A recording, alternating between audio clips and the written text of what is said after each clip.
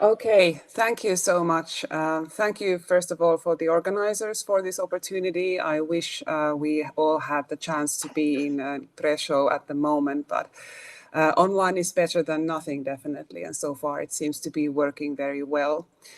I would also like to thank Professor Kremer for the previous presentation. It was a very important reminder for myself to really also go back to the basics in pragmatist philosophy, and also a reminder of how much it is present in those branches which I will be presenting you today. So maybe we can start from here. So the title of my presentation, Living with Urban Everyday Technologies, doesn't necessarily yet imply anything banal in the title. But here is the abstract of my talk. So what I have been interested in presenting and trying to find out is how new and complex and new and emerging technologies are shown in the urban sphere. So as we all know, they are exceedingly present and in widespread use in contemporary cities globally. And the urban life world is saturated with various applications of information and computing technologies, but also more rudimentary forms of technology construct and create the urban everyday life as we know it. Many forms of urban technologies are perceived first and foremost through their everyday aesthetic qualities, how they look, feel, sound, or are otherwise experienced within the streetscape. Philosophical aesthetics, however, has a tendency to overlook everyday technologies as a topic, often due to the old ideas of how a city should ideally look and feel. And this is something that I will discuss a bit more in the few next slides. Thus, a more realistic approach to contemporary cities would be needed, in which the deep-seated role of technologies is recognized and the experiences related to their entangled uses become acknowledged. And I have now attempted to bring together some of the recent developments in urban aesthetics, or aesthetics of urban environments, as it's also known, with some of the core ideas of post-phenomenological approaches to new and emerging urban technologies. This, of course, would require quite a lot more time and space to go really into depth, but I thought that the idea to present these thoughts in relation to the everyday and banality, and also in relation to the contemporary situation that we are currently living and so familiar with. So I wanted to say a few words in the beginning about how our urban everyday has taken an unexpected turn this spring, something which is still continuing very much with the COVID-19 pandemic. And even though we are still living this situation very much and trying to find our way out, we are also getting to understand how this is affecting our use of cities, our use of city space, how these restrictions to social activity could also be seen as an opportunity to think and rethink the ways in which cities are used. So, but at the same time being respectful and recognizing the struggles for health and survivals which are taking place. But I'm sure that this is something that you can resonates with your own experiences as well. What we have to remember is that never before have humans lived in such a concentrated form in urban environments. So even like the percentage of people living in urban environments has been increasing, and the whole idea that we need to pay attention to cities, not only for practical or commercial or even just mere technological perspective, but really understand the human experience related to cities. I think this is really gaining a momentum, and now if ever, I would say so. So how these thoroughly human environments, meaning cities here, how they are planned, built and used is of significant consequence to the quality of life, social justice, as well as individual experience.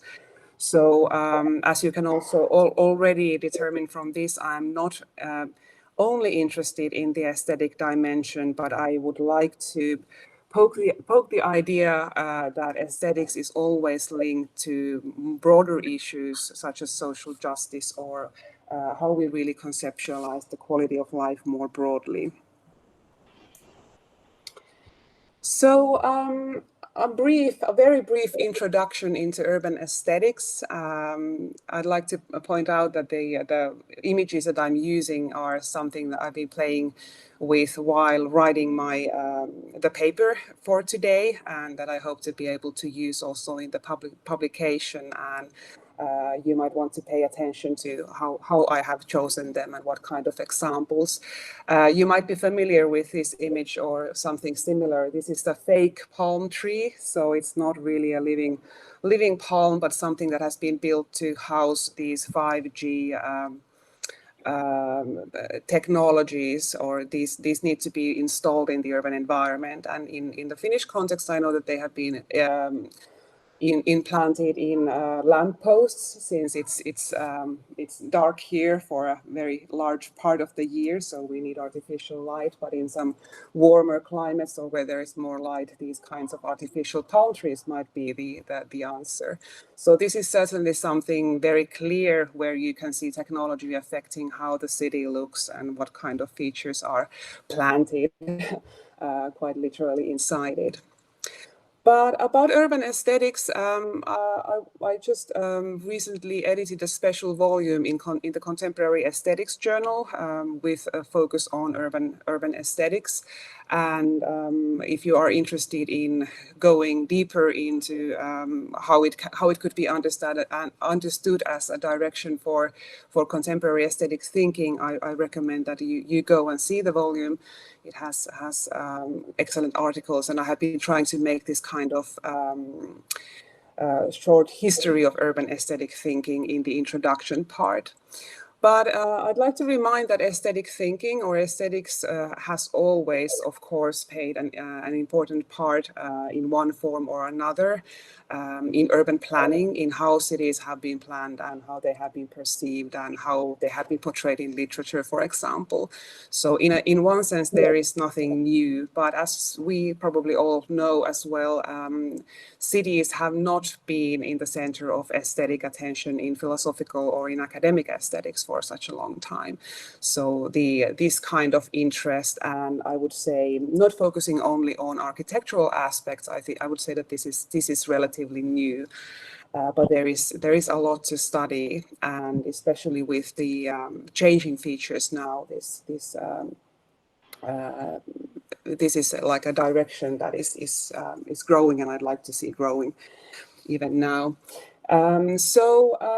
There are some nostalgic and romanticized ideas of how a city should ideally look and feel. I'm writing more in length about this in the paper version, and how this is in a way has been hindering the interest in the aesthetics of urban technologies.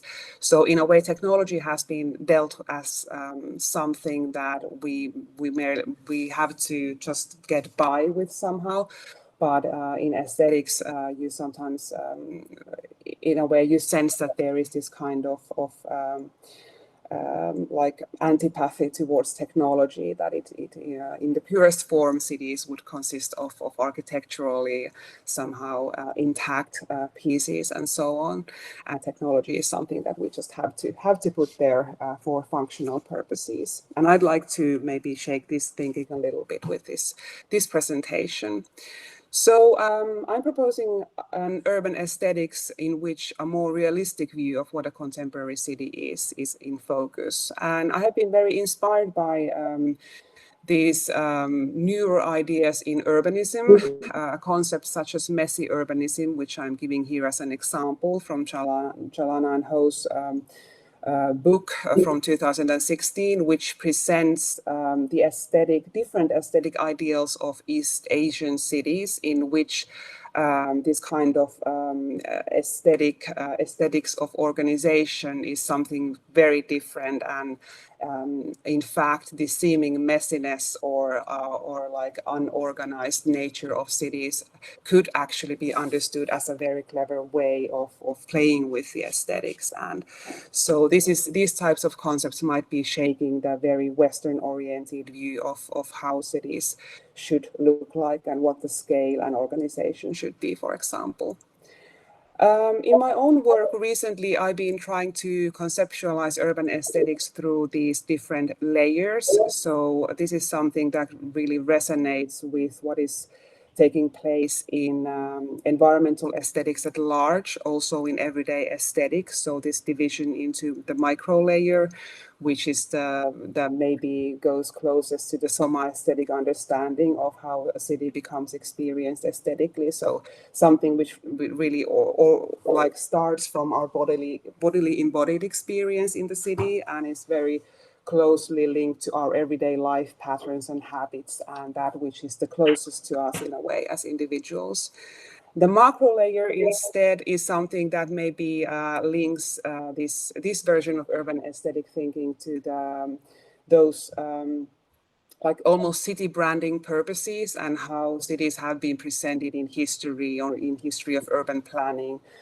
This almost bird's eye like view to cities and how we in a way try to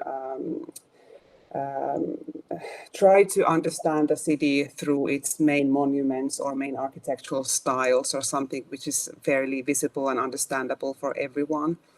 So this kind of first impression of a city, or even when we are discussing different types of cities, what are the first associations?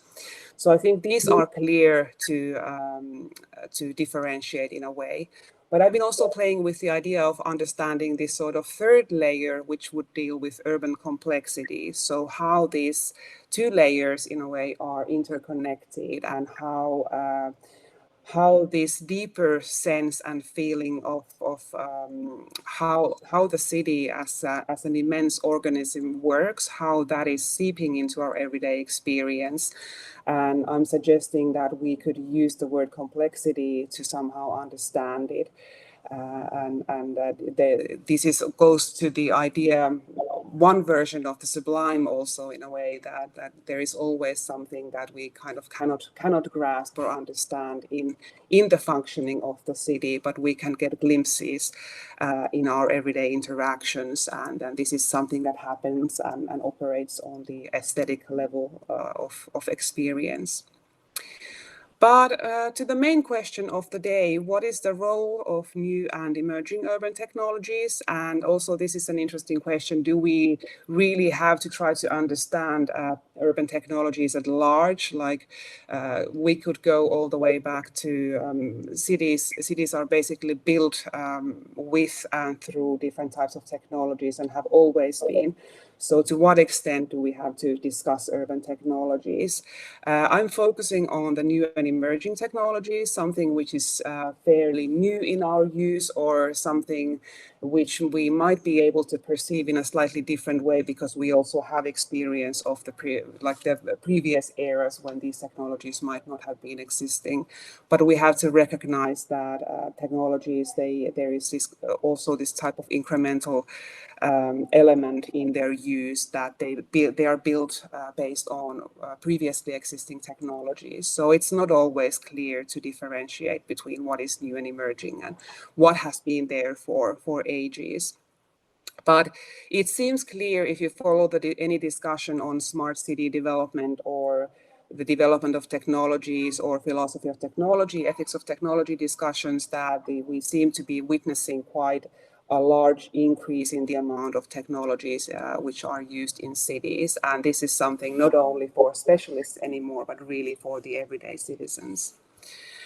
So the basic question of today, why and in which ways could we study more systematically the profound effect of technological development to different facets of urban aesthetics?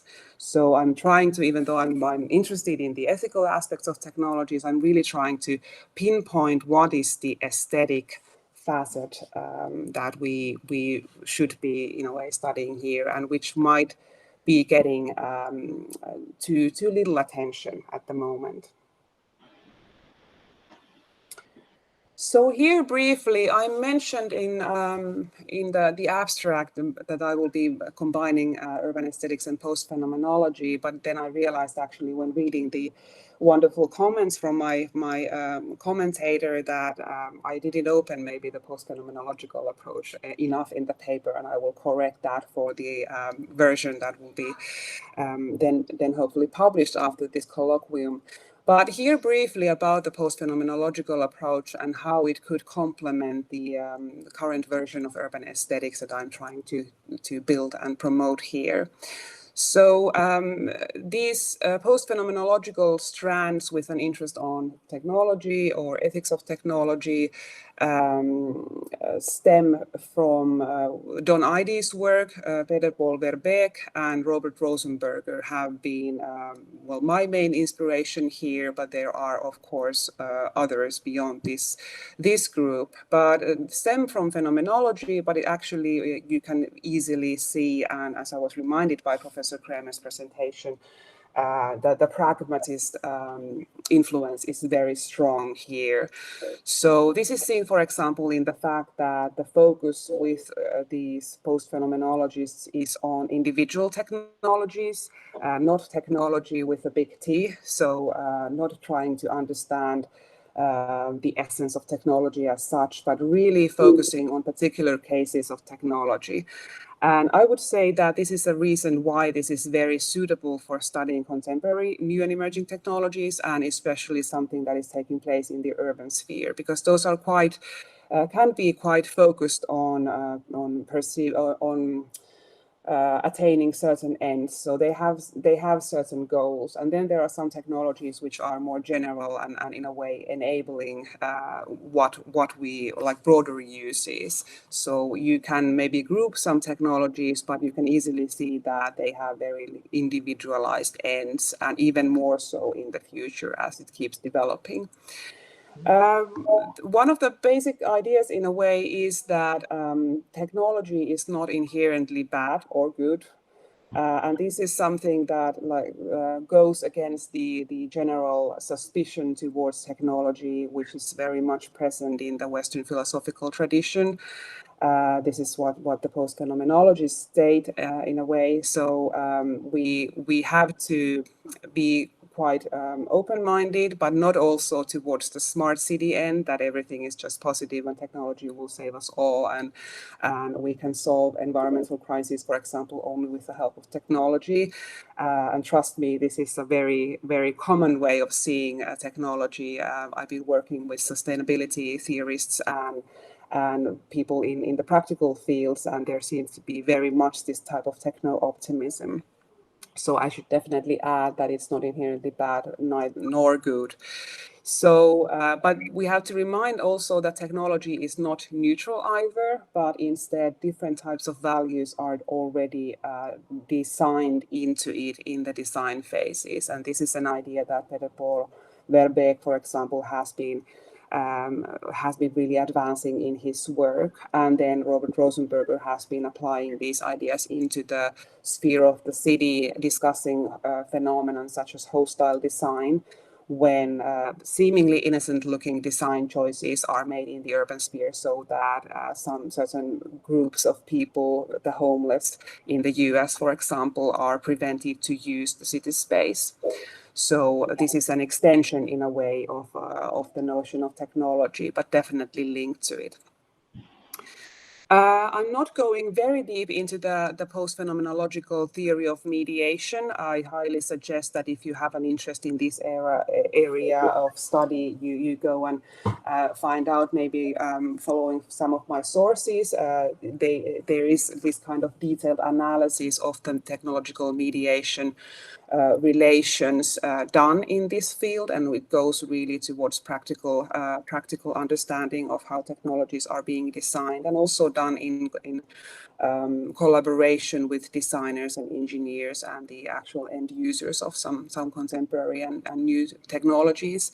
But the main idea is that technologies mediate our relation to the world. So this is maybe one step further from the Heideggerian idea of technology as a tool.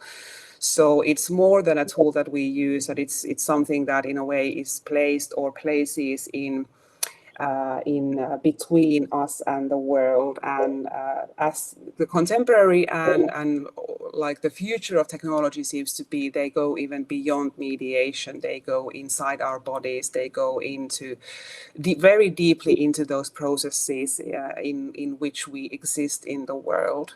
I've been discussing technologies such as deep brain stimulation, for example, and I think that is something that almost like ontologically really changes how we should see or understand technology.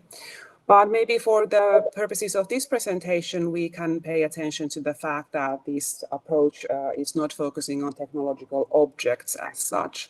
And I think this is a very important difference, especially when we are discussing technologies in the urban sphere, and their aesthetics of these technologies could easily be understood only through almost like visual or physical qualities or something that is immediately perceivable. But I'm suggesting that aesthetic approach to these technologies needs to go a bit further. And next slide, you can see traffic lights. So not maybe such a new technology, but you can also see CCTV technology, these kinds of cameras on top of traffic lights. So how technology is also being piled upon each other, and then they are becoming more and more converged, so that same devices have different purposes, and they even, it's really getting a lot more intricate in these days. But this might bring you some personal memories or ideas to your mind. So how to link urban aesthetics and post-phenomenology? I think I have been, in a way, already presenting some directions how to do that and motivating why to do that. I'd like to point out that in the post-phenomenological theories on technological mediation, aesthetics is actually, I wouldn't say often, but it is referred to, and in interesting parts. And I'm now using mainly Verbeek's literature as a reference point. So there seem to be these points where he pays attention to the fact that aesthetics plays an important role here, but doesn't go further to that. So it's not directly discussed, and I think there is simply a lack of like disciplinary board, like there are disciplinary borders, or like lack of proper communication between aesthetics and philosophy of technology. So there is still a lot to do in that area. So aesthetic factors seem to be an important link in understanding technological mediation. I would say that these points where aesthetics is mentioned seem to signify this type of relation. And there is an article that is coming out either in November or in the beginning of the year. I will be advertising that already now a little bit. I've been writing with Vesa Vihaninjoki about how the concept of affordance, this Gibsonian concept, could be used as an important link between aesthetic factors and technological mediation. And that affordance really would mean that those features of these technological objects that we pay attention to, they are actually, because they are important from the design point of view, but they are important also from the use point of view. And that could be in a way the missing factor that has not been yet addressed by these post-phenomenological or aesthetic theories. But I think still there is maybe something lacking, even though the article is still coming out. It's been in process for quite some time, so I have had some time to think these further. I think affordance is not yet the whole truth in a way about how aesthetics plays a role with these new and emerging urban technologies. So especially in relation to these newer types, very interconnected, invisible, these types of technologies which enter even our body or are used also almost like as extensions of our body. I think the notion of affordance might not be enough.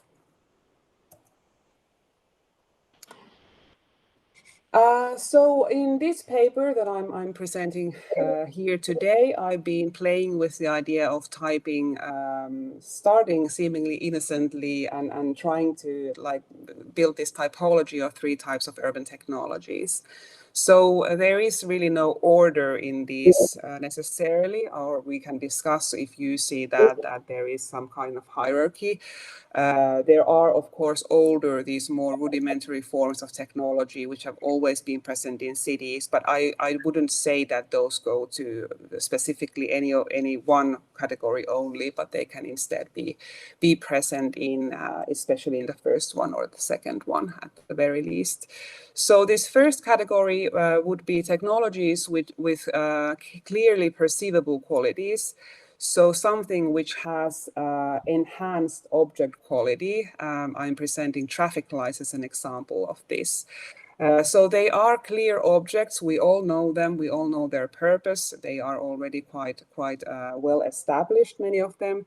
But they have a purpose beyond their appearances. Traffic lights are not there only for the sake of their nice colors or like giving light to the environment or something like that, but they have further significance, but we all can decipher them already.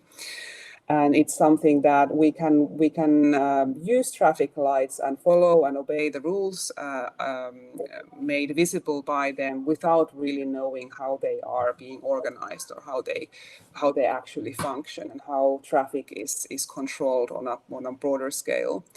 The second category I'm proposing here is are the fully invisible technologies. They can be like fully invisible or that they are hidden from the surface level of the city. And you can also propose some examples. I've been thinking of infrastructural technologies, water infrastructure, for example, which is something that all cities for quite many centuries have had in some form, but I may be referring mostly to the contemporary forms of water infrastructure. And I'd like to point out that we have also had this kind of maybe tendency, especially here in the Western cultures, to try to hide new technologies, so to make them go into this category. So safety and maintenance reasons have been very big drivers for hiding technology. But I would propose that they have also been assessed as aesthetically unpleasing. And in my collaborations with architects, which I have also been doing during my career in aesthetics, I think the themes of retrofitting, or especially if you are working with older buildings and renovating and repurposing them, these are tied to very practical questions, and technology is actually discussed through aesthetics in those discussions. The third category that I'm proposing are then these more complex network technologies, of which post-phenomenological approaches have already been quite interested in, but not aesthetics, not necessarily so much yet. So these types of network, interconnected, interlinked technologies, they combine perceptual and non-perceptual forms. And again, if you have better examples, I'd like to hear. I'm very open to discussing whether this even works as a category. But I think 5G network is that has been on my mind. How it is something that enables quite widespread use of yet other categories of newer technologies, but it's also at the same time something that has to be installed in the city through these palm trees or through these lamp posts, or it gets some type of physical form in the city, even though at the moment we don't necessarily know how to recognize them even. And they tend to be, there seems to be this tendency again to try to hide them into the already existing structures. So Yes, I would say the final point should go to the under the network technologies. So I would say that most new and emerging technologies somehow go to the third category, and we also have to pay attention to the fact that we are increasingly reliant on these types of technologies. So it's not that we would somehow be free to discuss these technologies if we happen to be interested in them, but they are truly affecting our everyday lives in ways that make them quite indispensable to us.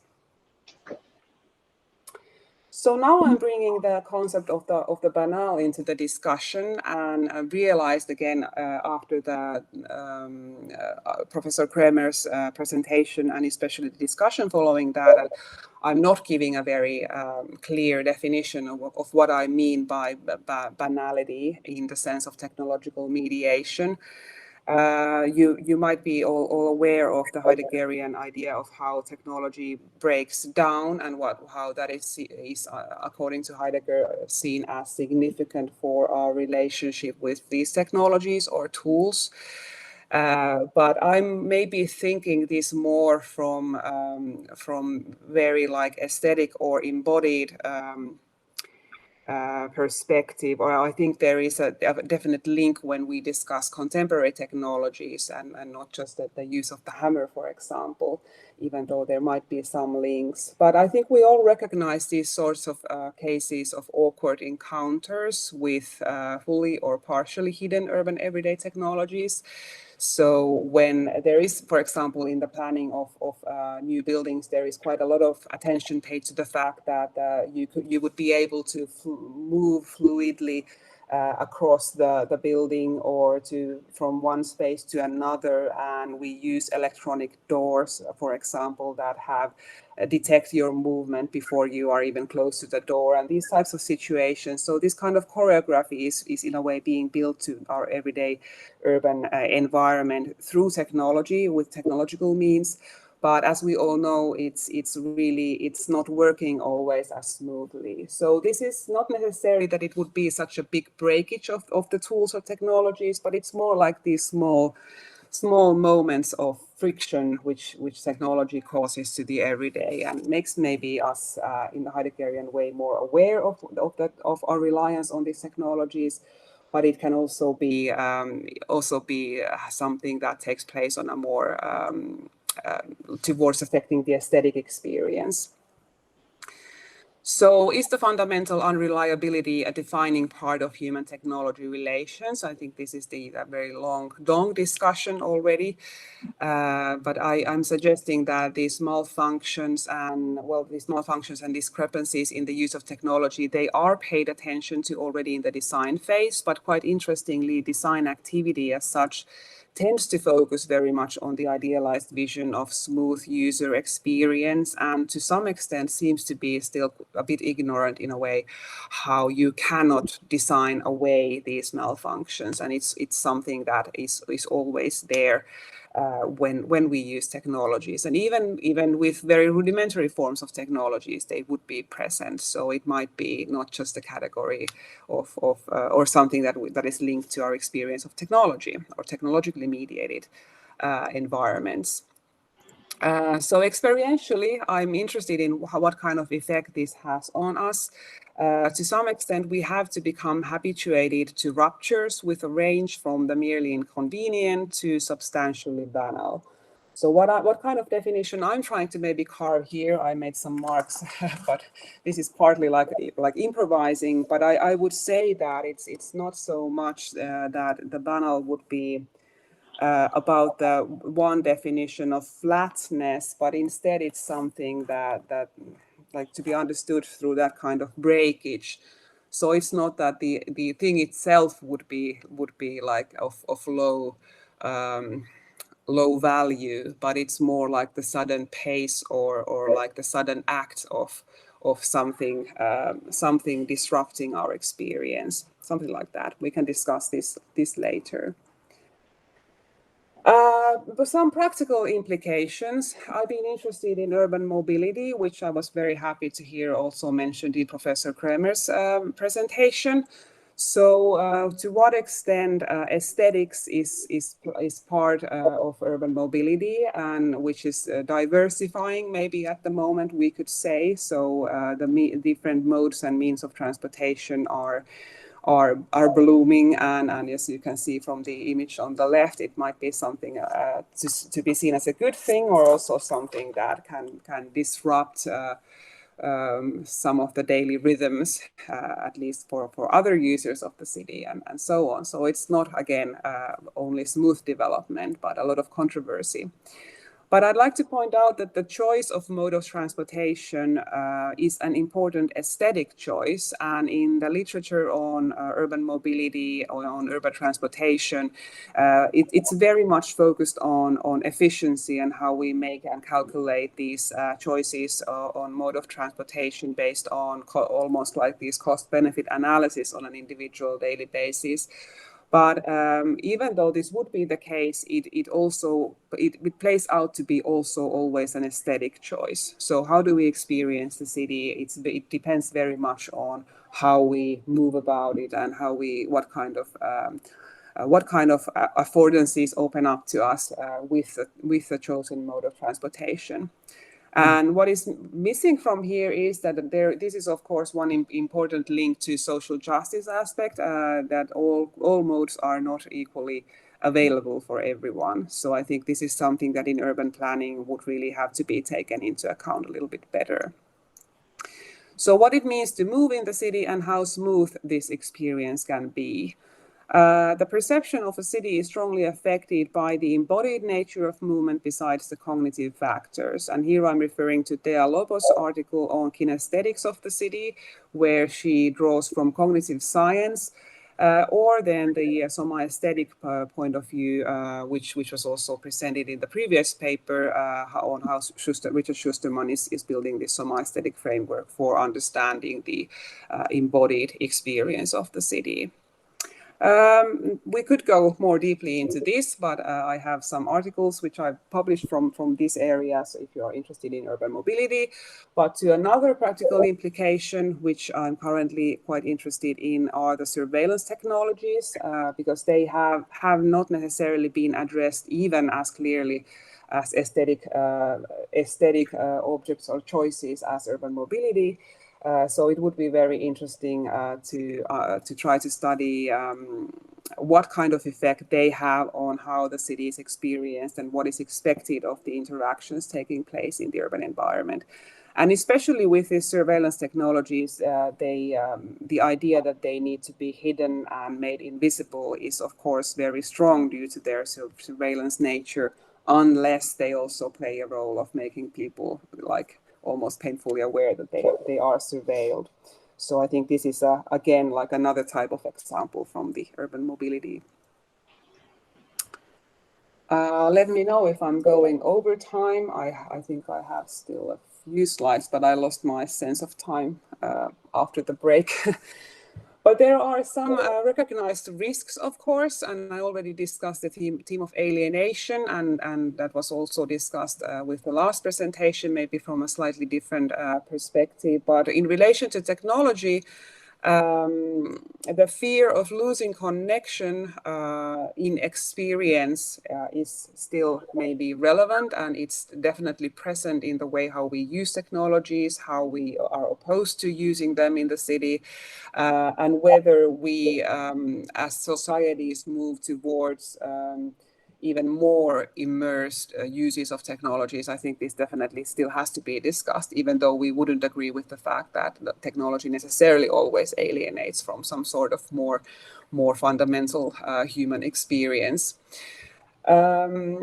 So we could ask whether these small everyday banalities are increasing alienation. Are they, in the Heideggerian sense, making us aware of our need of these tools and how they unavoidably will fail us, or is the relation more complex? And could we even see some even aesthetically positive things in these everyday banalities? I think we would really need to somehow dig this little bit deeper.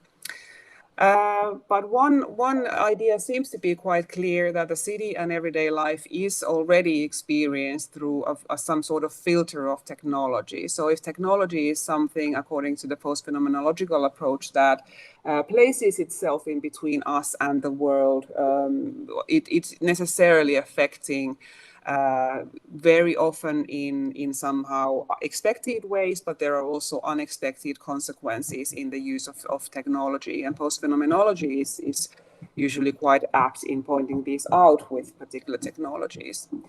So is the city perceived less directly? Or do we even know, or can we even imagine what changes are taking place in this process of technological mediation? And what we have to recognize, and what I see as of course a potential risk, but something that we would have to negotiate a bit further. I'm now mainly opposing the very optimistic smart city discourse, that we would need another discourse on technology in cities that doesn't really stay only optimistic, but recognizes that cities are fully dependent on complex technologies, and they have been from the beginning of their creation. But that we really have to understand technologies not only in the positive sense that smart city development is really, or the smart city ideology is trying to propose. So understanding really more objectively the city as a thoroughly processual and technological construct.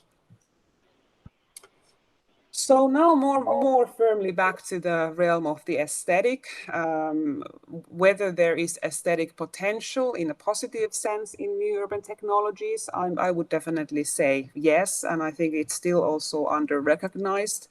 I'm giving just a few pointers here, that the sublime, which was I was very happy to hear from the last presentation, also mentioned there. But I think the sublime in the urban context is something different than how it has been traditionally understood. But it's something that connects to the complexity layer of urban aesthetics. So refers to the overall variety and diversity in aesthetic scope. And this is something that has tentatively been studied, not clearly in aesthetics. I think these ideas that I'm referring to here come from literary studies, the notion of the technological sublime and the urban sublime. But this is something that would definitely fit this certain post-phenomenological approach to technological mediation, that it has this sort of, it doesn't work it doesn't work only on the basis of these affordances, but it really goes beyond to these aesthetically quite heightened moments. And I don't think this process is yet understood very well. So this underlines how the technologically mediated experiences cannot be defined entirely as positive or negative. I see in the sublime there is this kind of flux between the positive and the negative. It is not clearly definable as either. And how technology also aesthetically bears this element of obscurity that is linked to its functioning. So the idea of technology, which is exceedingly present with contemporary and new technologies, that we don't understand how they work. This sort of, I think I call this obscurity mystery in my paper. This is the note for the commentator, but I think obscurity might be a better word, in the sense that there is some element that we are never fully able to grasp, and this is affecting our relationship with the technology and with the world with which the technology is mediating. And I see this as a potential source of the sublime. As a general remark, instead of a contemplative approach to the urban everyday, new urban technologies become experienced through being used in an active engagement. So this is something that really goes now to the already existing tradition of everyday aesthetics. And this engagement is definitely something that affects how we should understand aesthetic in the first place. I like to use the concept of the aesthetic scope. aesthetic scope of the use of technologies, because then it doesn't refer only to our experience of the technology, but also those aesthetic affordances that these technologies open. So this would be my concluding moment. I think I started 15 past, so I hope this has been this has been approximately what I was supposed to use for my talk. So as a reminder, by the way, this is a prototype image from this sort of facial recognition or print design, which is against facial recognition. And I find quite interesting that what kind of design and imaginary solutions are already being developed and have been always developed, but what kind of new forms these digital technologies are making us find. So whenever the CCTV, facial recognition, other biometric technologies are, their use is increasing in cities, this kind of response from the creative industries or the very like grassroots level urbanism is already like noticeable, and it might not be always easy to find, but I think very interesting to see how inventive we become once technologies are maybe compromising the ways in which we use the city. As concluding remarks, as reminders, we live already in a highly technologized world, so I see this as the main motivation to discuss in urban aesthetics technology as a very important topic. And also that not to leave the future of the development of urban technologies only to the smart city enthusiastic ideology, but really to have a much more multifaceted discussion on technology. I think the very, very well recognized problem in philosophy of technology is that somehow technology is still left only to the experts to discuss, whereas we all as urban citizens will be using and our lives will be depending on these technologies. So I think everyone would need to find a way to get an opinion, form an opinion, be more informed about these technologies. And to what extent aesthetics plays a role in this getting informed and getting experience about technologies is of course a very like important facet. Most urban technologies are not explicitly visible or even understandable even in their everyday uses. So in a way, recognizing, acknowledging this is already an important step in urban aesthetics or in everyday aesthetics. The relatable suspicion towards new and emerging technologies and their use should not prevent from staying actively interested and engaged in the development of new types of technologies. But this is also very hard. I've been involved in some discussions about urban technologies internationally in the philosophy of the city research group, but then also here nationally in Finland. And it's very engineering oriented, the development. And somehow if there is some discussion on ethics, it's usually comes from behavioral sciences. And I see that there is a huge gap of philosophical knowledge missing if philosophers are not taken into the discussion on the ethics or aesthetics of the future of technologies. So aesthetics plays an important part in the use of these technologies and should be understood more broadly also in their development. This is what I'm trying to propose here, but more broadly also in these practical development contexts through my work at Aalto University.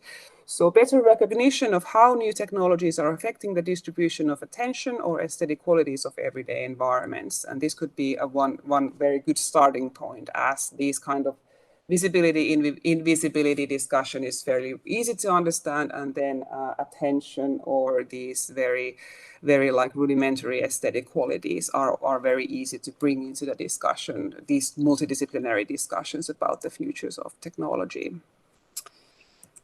But as I promised, I'm writing the paper, of course, following this colloquium and developing these ideas that I presented here. But this presentation and that paper is somehow based on these, or somewhat based on a previous article, which was finalized already in 2018.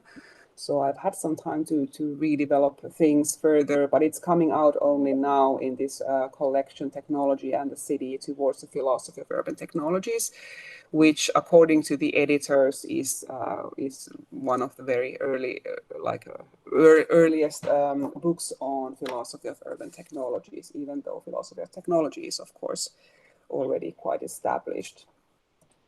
And here is a list of references, but if there is something missing, you can always ask me. But yeah, I'm now very, very eager to hear the comments and join the discussion. If it's okay to you, I will put the screen share away so I can follow the discussion a little bit better from the big screen. Thank you very much, Sanna. I would like to say only that Sanna from Aalto University is also the president of the Finnish Society for Aesthetics, and as we have all heard, she focuses mainly on urban aesthetics and the aesthetics of the city. Talking about the presentation, I haven't seen it before, so I have to say that it perfectly illustrates the paper that I commented on. And in my talk or in my commentaries, I'm going to stick to the text I read, and I will read it or focus on some comments and that I consider challenging for our discussion today. So, Sanna Lehtinen's paper, Living with Urban Everyday Technologies, brings a very current topic. Technologies have always been connected with urban life. However, thanks to most recent information, computing, and communication technologies, they have become an indispensable part of a living standard, and living with them has become our natural environment, our new everydayness. I'm very pleased that I was offered to comment on the paper by the organizers, as Sanna's continuous work in the field of aesthetics and technology as relatively new field of everyday aesthetics is well known, and the topics need to be discussed. As Sanna states in the very beginning of her paper, quote, the urban everyday took an unexpected turn in the spring 2020 with the COVID-19 pandemic and the ensuing restrictions to social activity, end of quote. We may agree that the situation of the last month has shown cities as the most dangerous places for spreading the virus, and people in the cities have experienced unprecedented lockdowns. The pandemic, whose second wave is in front of many countries, shows the importance of the overall organization of cities. It is not only their infrastructure, but also the quality of life and the way people can use them every day, or as we see now in the days of crisis. It is very important that Sanna focuses on the place of technologies in contemporary cities, not only from the perspective of their everyday aesthetic qualities, but also recognizes and acknowledges their role and use. She considers the issue of everyday technologies to be often overlooked by philosophical aesthetics and states that this discipline does so, quote, often due to old ideas of how city should ideally look and feel, end of quote. This is definitely true, and I consider her attempt to be more up-to-date and realistic in confronting contemporary cities legitimate and useful. She says that, quote, the paper brings together recent developments in urban aesthetics with the core ideas of post-phenomenological approaches to new urban technologies, end of quote. In my opinion, the approaches could be presented in more detail to provide broader theoretical background of the problem. However, as we have seen, it has already been answered in the presentation, so thank you very much, and we will have more time for further questions because already there are already 2 questions in the discussion or in the forum. So here, what I suggest is that either explaining more or maybe some other philosophical approaches focus on functional public sphere, relationships and boundaries between public and private, the individual and the society could help to, quotation marks, to defend practical philosophy and its interest in the theme or in the topic. The paper then offers several other issues, and I will try to focus on, according to me, the most challenging issues to be discussed. The author thematizes contemporary urban technologies into 3 main groups, as we have seen, according to their aesthetic qualities. The first one being those bearing noticeable perceptual features, as the traffic lights, as we have seen. The second one, or the second group, is invisible or hidden. Water infrastructure was used an example here. And the third one, which is a combination of perceptual and non-perceptual forms, it means visible with invisible effects, with the 5G networks or stations for charging electric vehicles were used in the paper as examples. In the paper, she's interested mainly in the last group. Here, I would like to ask if this third sphere, it means technologies whose effects are hidden, the networks we cannot see and feel, could not be described by what Welsh called anesthetics. Although Welsh is not a post-phenomenologist, to whom Sanna's reflected in her talk today a bit more, maybe his definition of anesthetics corresponds to this group of technologies. Welsh writes that he uses, quote, the term anesthetics as a counter term to aesthetics. Anesthetics refers to a condition in which the elementary condition of the aesthetic, the ability to feel, is absent.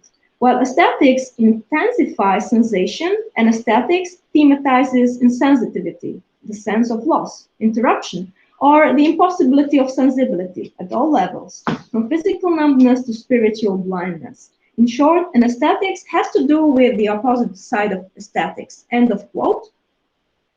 In my opinion, there are certain parallels to the third group, and maybe this could be an inspiration for further discussion or for the question they mentioned. In the third part, which we have also seen in the presentation called the small banalities of technological mediation, the author focuses on some problems that are connected with the hidden technologies and their malfunctions, consequences of surveillance technologies, etc. And in this context, she also briefly mentions everyday urban mobility. I think this may open a debate on some social issues that should be discussed further in the urban sphere. For example, the loss of privacy.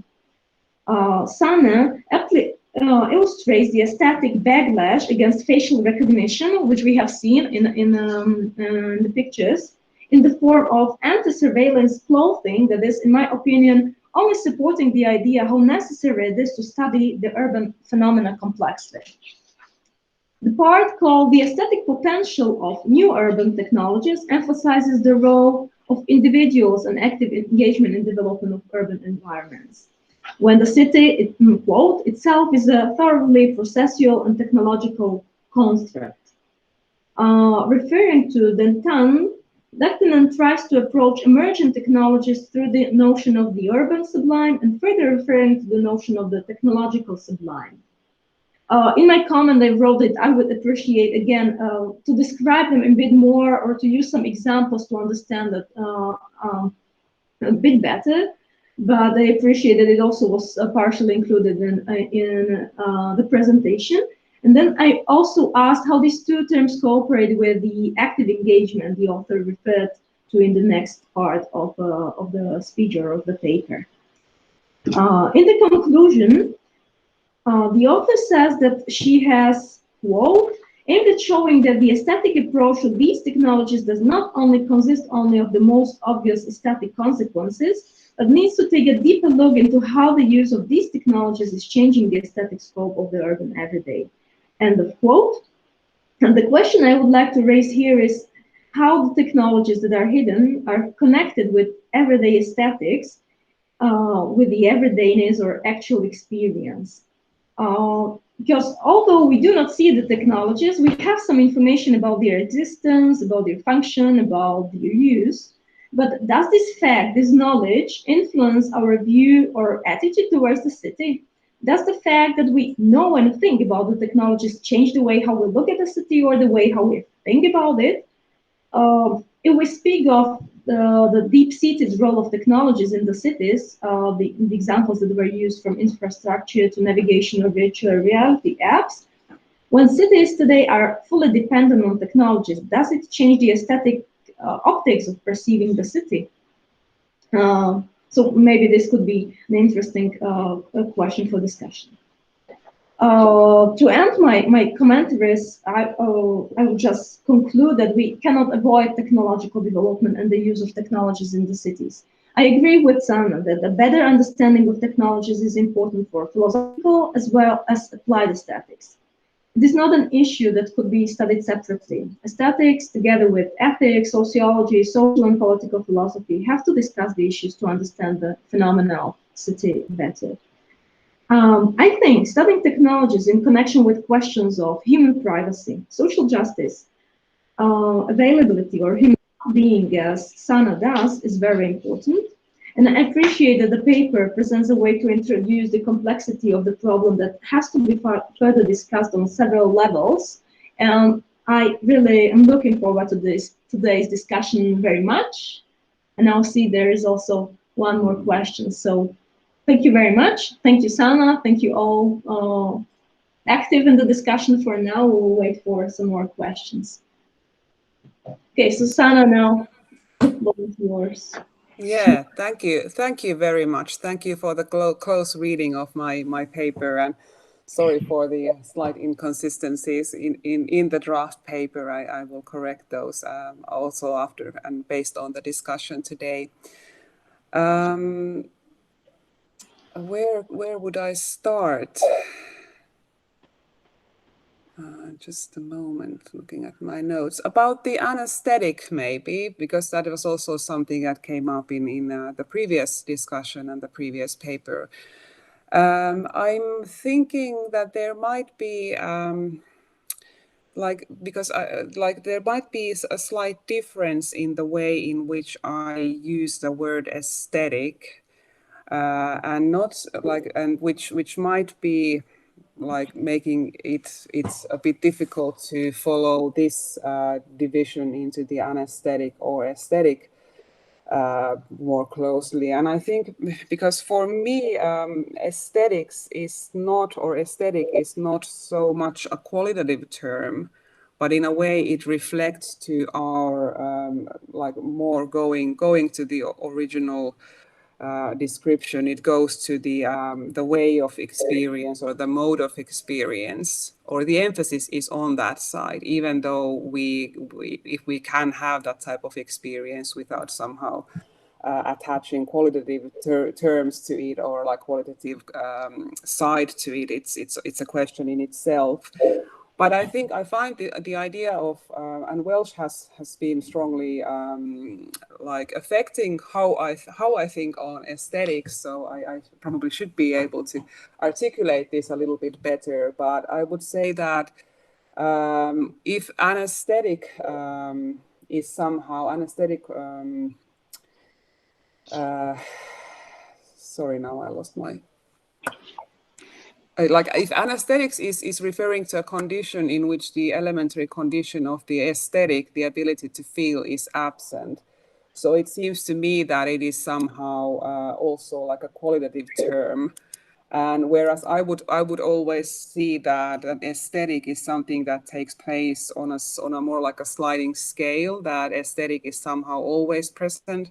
In my PhD, I was interested in the idea of, or playing with the idea of pre-aesthetic conditions, which somehow build already, like in a way, our aesthetic, the aesthetic qualities in an environment, so that there are things which already have this kind of aesthetic component in them, even though we are not usually treating them as at all as part of the aesthetic experience, like the presence of other people, for example, and how that is something that is necessarily affecting how we experience our surroundings and our immediate surroundings. So I'm not sure if this is answering, but I kind of I'm a bit hesitant to accept the immediate idea that anesthetic and aesthetic they seem to be too much of opposites, and I might be more interested in the variety on the scale that on the scale of the aesthetic, if this helps to. That Yeah. is, aesthetic aspects are never totally or fully absent, or this quality to the ability to feel would never be fully absent from these technologies or the ways in which we use them. Yeah. I was just referring to the third group, to the specific group when there are some technologies, but we don't see them, we don't feel them. So just mentioning in the sense if this is not what could be called like this aesthetics experience. But yes, thank you. Yeah, I think that is actually, I'm reading, like I should start from the first comment, but I think this resonates with Ankuta's comment about the aesthetic effects of urban technologies. Because, yeah, I seem to be very prone to always think of the aesthetics, first of all, the moment, like through these consequences of the aesthetic, and also aesthetic consequences. I use the word consequence, but I think the word effect is maybe similar in this sense. And also the moments of decision, which then direct, where there is a lot of interest in everyday aesthetics on the theme of choice or decision in a way. But how our seemingly insignificant choices or bigger choices, such as the mode of transportation, which might not have anything to do with aesthetics when we are making the choice, but still they have a very like huge aesthetic effect. So I think this is in a way one way of understanding how the aesthetic is still present even with those third group technologies. Yes, yes. Now I fully understand, and then I'm happy with the answer that you gave. Good. I think, or is there anything you would like to say to the commentaries, or can we move on to questions? Because the time will touch 10 minutes.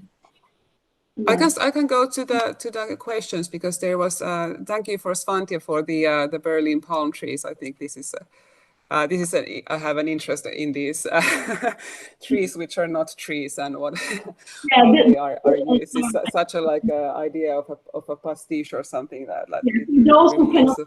because not everyone can read it here in the room where we are sitting. Okay, so But Svante is yeah, writing that they, the command was beginning or referring to the palm trees, that there are two palm trees in front of the German CIA, this BND in Berlin, that have long been suspected to be filled with technology, but have just been revealed to be mere art. I mean. So, Yes, I will check those out and take them as part of my presentation. But this is also one interesting direction could be to really go to see how I was now presenting one example from the sphere of design, like this anti-surveillance design. But I think art has for such a long time very creatively made us wary and made visible and made us acknowledge urban technologies. So this is definitely art has again a way of making us aware of things in a very important way when it comes to aesthetics. So this is a good example of that. yeah, I wanted to discuss with Professor Kramer the his if you can read the Sandra the comment. Professor Kramer, thank you for your question. I agree that technology is not inherently bad, but I would discuss your next claim that technology is not neutral. I think technology is neutral in itself. I think this is a good discussion which I have been very fiercely going through with some of my colleagues who are working on artificial intelligence development, and more in particular with the development of these autonomous vehicles. And they really claim that the technology is not neutral. And I think this seems to be like the most immediate assumption about technology in some sense. But the post-phenomenologists, like how Peter Paul Verbeek explains this, it's because of the development of technology. Like, as we all know, many of our contemporary technologies, they were initially designed in the moment of war, or in like military purposes. And this is, of course, an important driver behind their design. So they have been designed not for the sake of making humanity like flourish, but instead for very different types of purposes. So this has necessarily, according to the post-phenomenologists, affected how the technology has been developed. And if we think for just what technologies have been developed in the first place. They have not necessarily been things to do with family or child rearing or women giving birth or things like that, but really like what has been the importance, what have been the values to which money has been given to when technologies have been developed. I think that is like what is meant by the fact that technology is not neutral, but instead these values are already designed into it. May I reflect to this? Yeah, so thank you very much for your rich and interesting lecture.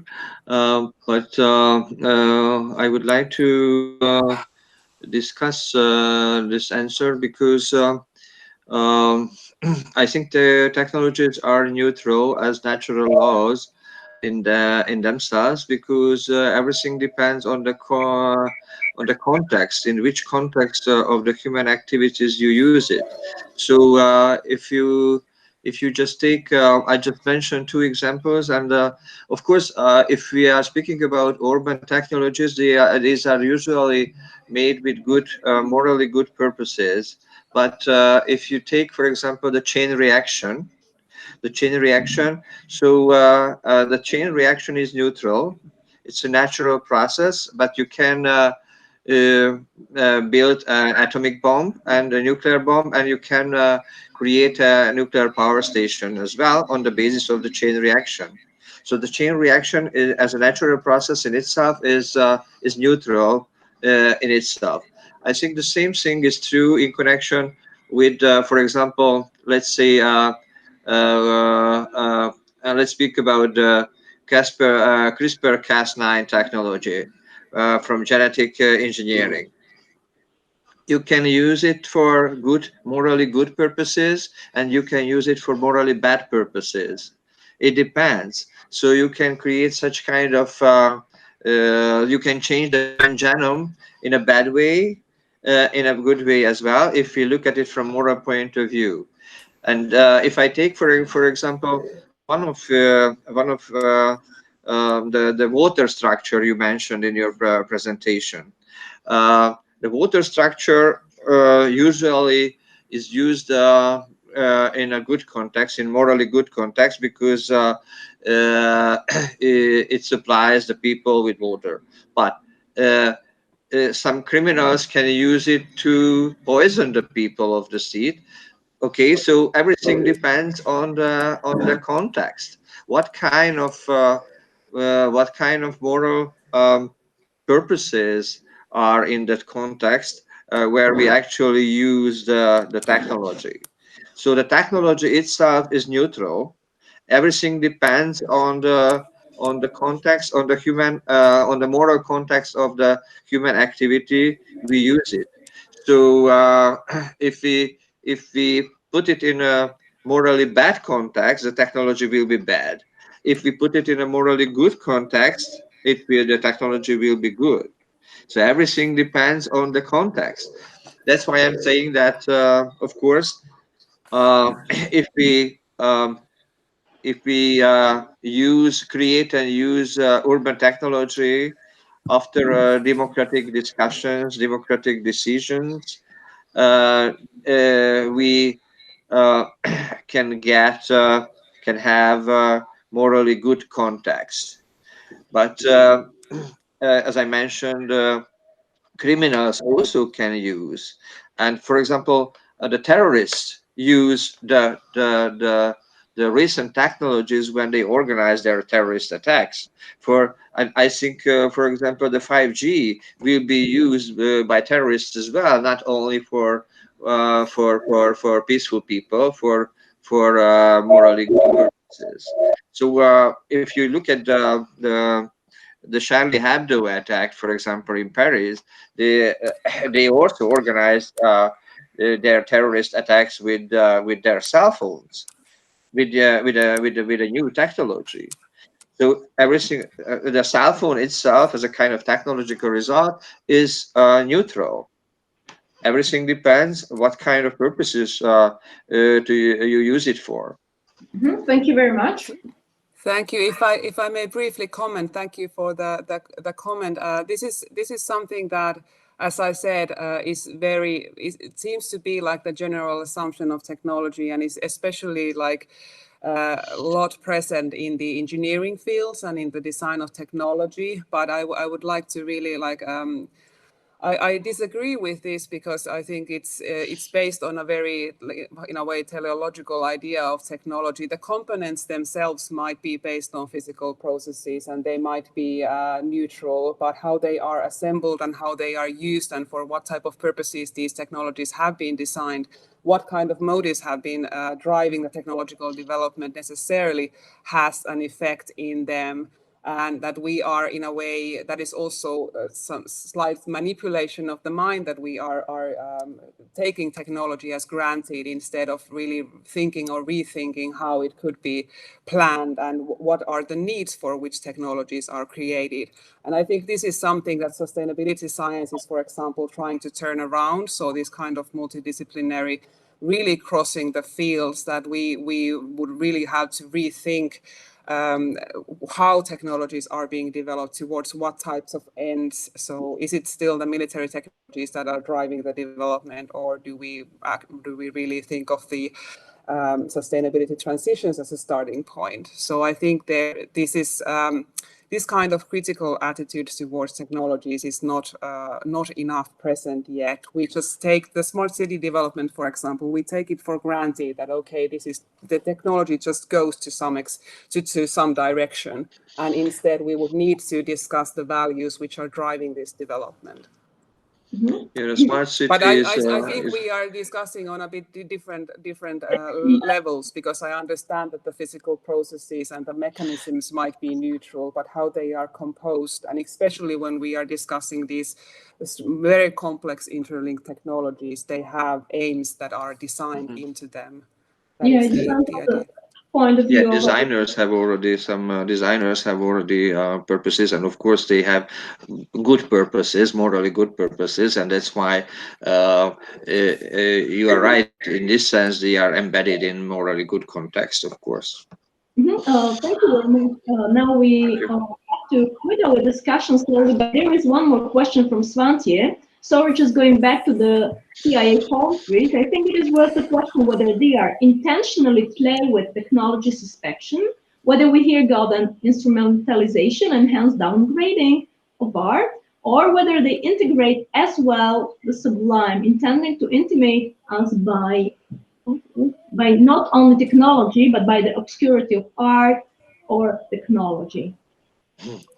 Yeah, thanks. I think why I like the palm tree example is that everyone, in a way, it resonates with our experience. There is something so fake with the palm trees. I think it makes us aware of how much there is friction in our relation to technology. If it has to be hidden in this type of banal way, to a plastic palm tree or something like that. So it in a way it makes it very visible that we have this kind of very complex relation to in what way to implement technologies. But it also refers this type of and I'm reading maybe this comment or this idea in Svante's question or comment, that aesthetics is also like thought of in a very like downgraded way here. So aesthetics is considered to be this sort of surface level way of just adding a cherry on top. So if we can make something look nice, we should do it. But first we have to have these things that technology somehow just orientates the development, that when things are working, then we can focus on whether they look nice. And this is the awkward result of maybe that type of thinking, that let's try to make technology somehow nice or aesthetically easily pleasing. And as we know, it's not maybe the right direction.